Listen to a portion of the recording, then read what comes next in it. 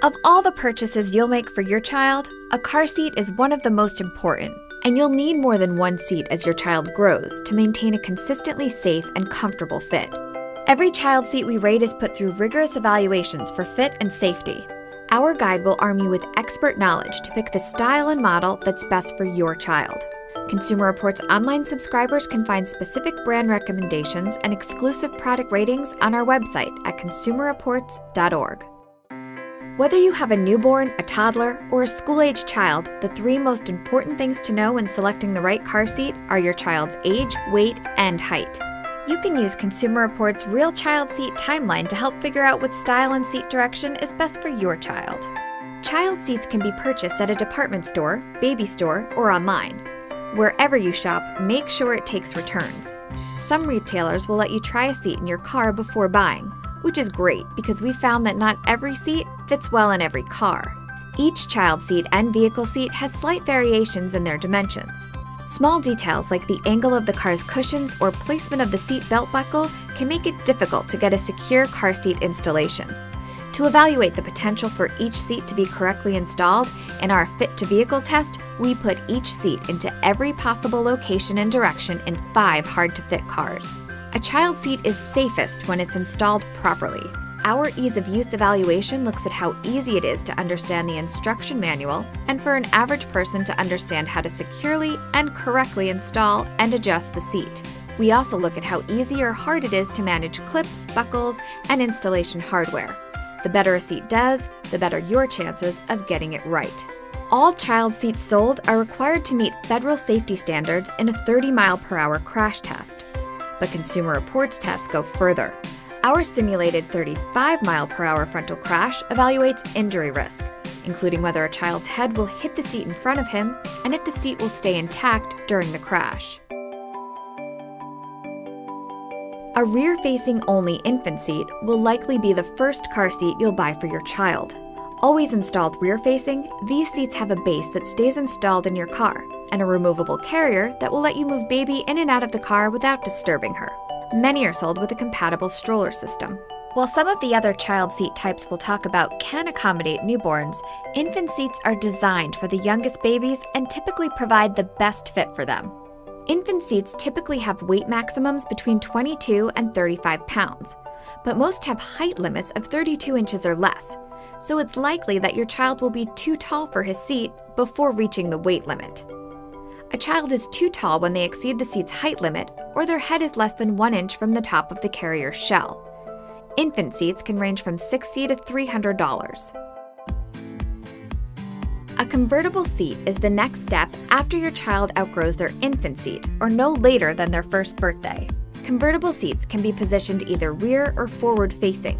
They have a similar harness system to infant seats, but have higher rear-facing weight and height limits. That means toddlers can stay rear-facing longer, which the American Academy of Pediatrics and Centers for Disease Control recommend is always being the safest option.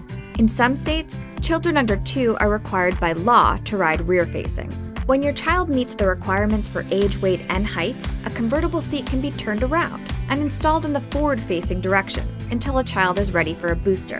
Convertible seats range from $40 to $450. Another kind of seat, called all-in-ones, can go from birth to booster, which makes them tempting in terms of value, but our testing has found they don't do any one task especially well. All-in-ones range from $100 to $330. Toddler boosters, also called combination seats, are designed to be forward-facing only. These seats have a harness and then transition to a booster, so they can only be used by older children who are already above the weight, height, and age guidelines to sit forward-facing. Toddler boosters range in price from $55 to $295. When your child reaches the weight and height limit of their seat's harness system, it's time for a booster seat that uses the car's own seatbelt system. Boosters come in 2 main styles, high back and backless. Boosters raise a child up in the car so the seatbelt can pass correctly over their sternum and collarbone, not their neck, and low across their upper thigh area, not their abdomen. Backless are easy to transport and install, but we recommend high back boosters because they better position the shoulder belt and provide some side impact protection in a crash. Many states have booster laws, some of which require children as old as 8 and as heavy as 80 pounds to use a booster.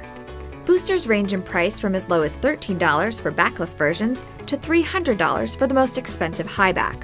Remember, even after your child is ready to use just a seatbelt, all children under 13 should ride only in the back seat of the car. Child seats come with many features. Here's a quick 360-degree look at the most common. A harness child seat will be equipped with either push-on, hook-style, or rigid lower anchor latch connectors. These will attach to the lower anchors embedded in the crease of the vehicle seat. All cars built after 2002 have these latch anchors. Latch connectors have a weight limit, so when the weight of your child and their car seat exceeds 65 pounds, their child seat must be installed using the car's own seat belts. Whichever installation method you use, a secure seat should not move more than 1 inch side to side or front to back. All forward-facing harness seats include a top tether strap that attaches to an anchor on the car. Top tethers keep the shell of the child seat secure to the back of the vehicle seat and significantly reduce the child's forward motion and potential for head injuries in a crash. So we recommend you attach the top tether for all forward-facing harness seats. All infant, convertible, all-in-one, and toddler booster seats have a built-in adjustable harness system. As your child grows, you'll need to continually readjust their harness so that the straps are located at the correct position. In rear-facing seats, harness straps should be at or below the baby's shoulders. In forward-facing seats, straps should be at or above the shoulders. Many harnesses are adjusted by rethreading the straps through different slots in the fabric and seat shell, while some offer an easier option, a seat with external harness adjustments. In all cases, the chest clip should always be at armpit level. A harness is tight enough when you can't pinch any fabric at the child's shoulders. If your child seat can be installed rear-facing, a recline indicator will tell you whether or not the seat has been installed with a sufficient recline angle. We find ball or bubble type indicators are easier to read than a simple level line. Some seats have recline ranges for children of different ages. They start out more reclined to keep newborns safe, and then transition to a more upright position for older children, allowing more room for front seat passengers. And last, many seats come with covers, pads, and cushions to help with fit and give your child a more comfortable ride. Only use accessories that are specifically approved for your car seat by its manufacturer. A frightening fact, nearly 80% of child seats are installed wrong. Without proper installation, even the safest seat can't fully protect your child in a crash. Always follow your seats manual and your vehicle owner's manual. Also consider having your car installation checked by an expert at a car seat checkup event. For all of our ratings and reviews on child car seats and installation guides, be sure to check out consumerreports.org. We're a not-for-profit, pay for all the items we test, and accept no advertising. Thanks for your support.